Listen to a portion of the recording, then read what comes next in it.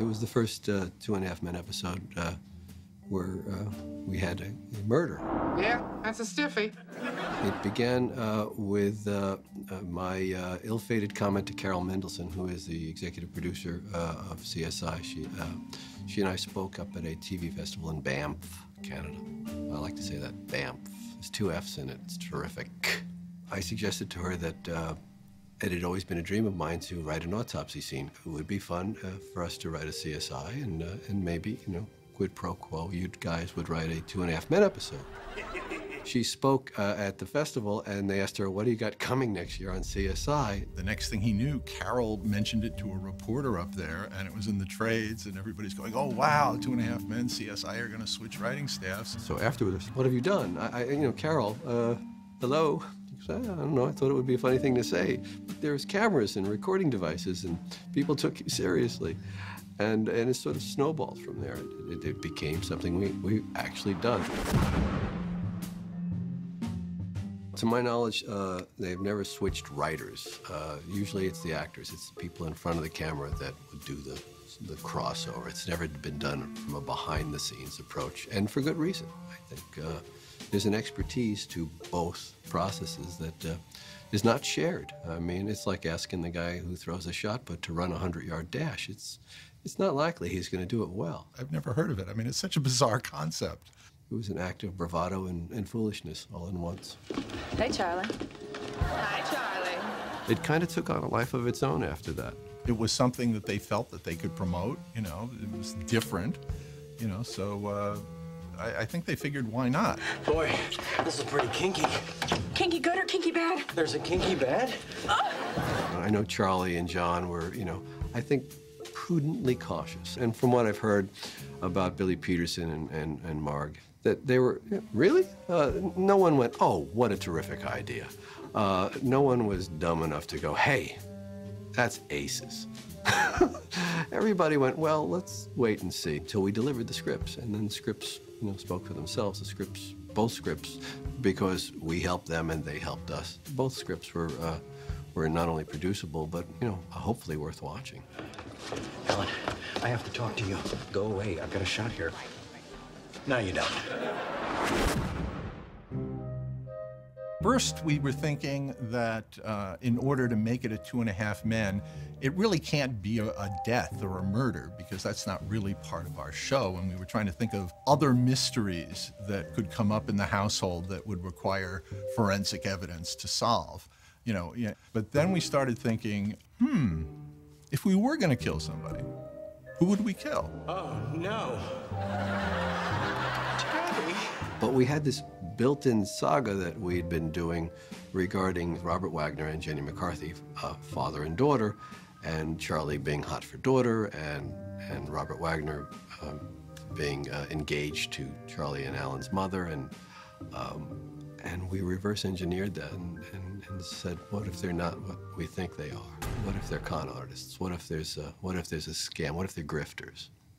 And then we understood who had to die. Well? This might be a mood breaker. And we had him die, and everybody was a suspect. Particularly Holland Taylor's character. I love that man, and he loved me. In fact, he loved me so much, he didn't even ask for a prenup. And believe me, he's got money, big money. Well, we don't have to look very hard to find a motive for you, do we? Ooh. The heart and soul of that episode is the interrogations. He was so good to my mom. It's a shame she has to bury another husband. Another husband? That was fun. That was the most fun to do, because, you know, by isolating each character in a room with a cop asking tough questions, we got to do a little, you know, meet and greet with each one of our principal characters. Were you in your uncle's room at any time today? No, I never go in my uncle's room. Why not? Because all the skin mags are in my dad's room. And see how they were responding to the situation, a dead body. So, Mr. Harper. Call me Charlie. And you are? Interested in how you found the body. The other thing in the interrogation that was really heartwarming for me was Charlie said something we've all been thinking about since the dawn of CSI. He looked at the cop's ample bosom and said, You know, I'm finding that tank top awfully distracting. Is that police issue? So we had a little fun with that. With 2.5 Men, the CSI writers came over here and we talked about the story and helped shape it into something that would work for 2.5 Men. We have got a real problem here. What do you mean, we? I loved the fact that all the forensic shots, except for I think one, all of it had nothing to do with the story. It all had to do with Jake eating. What are you doing? We basically started with him spilling on his shirt and going whoosh, and seeing the stains spread. Nothing. And following something down his throat and into the last shot. Uh-oh. What's the matter? Following a pocket of gas through his lower intestine.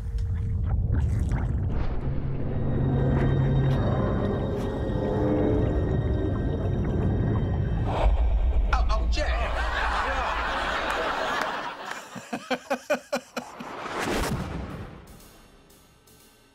I guess everybody was anxious to do it, and we had an idea that we wanted to do that was close to Chuck's and my heart in terms of what we wanted to do on a CSI episode. Well, I'd been wanting to write this as a feature film for a long time, and that was the murder of a sitcom diva. I don't know where that idea would have come to me from.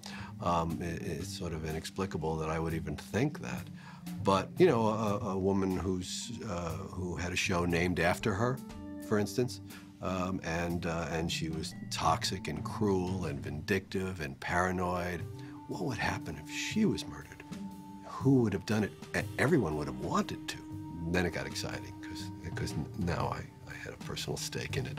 Son of a bitch. There were many times during the process where I look across the table at Lee Aronson, who I wrote it with, and said, I have no idea what's happening. I have no idea. I don't even know who killed the diva anymore. I've lost track. I'm lost. What have we done? Can we get out of this? Who can we call? Let's just apologize and bail. Switching genres was a big wake-up call for Chuck and I.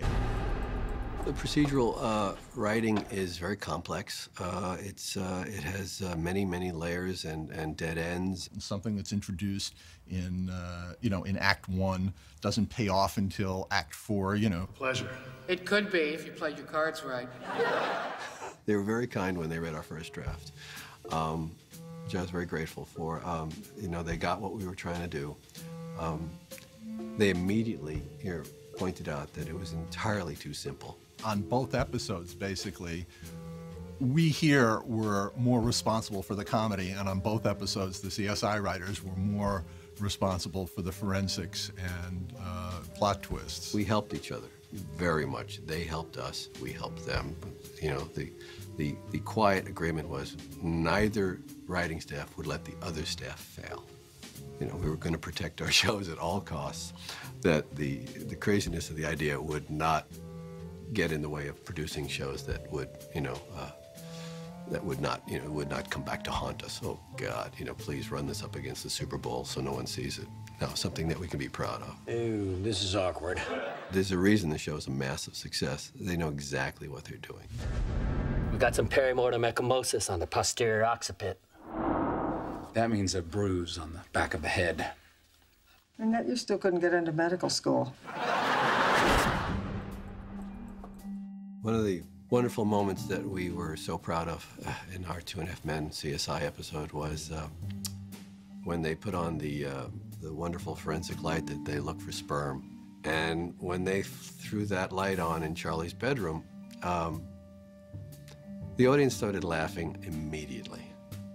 Because, fifth season, they know what's in that room.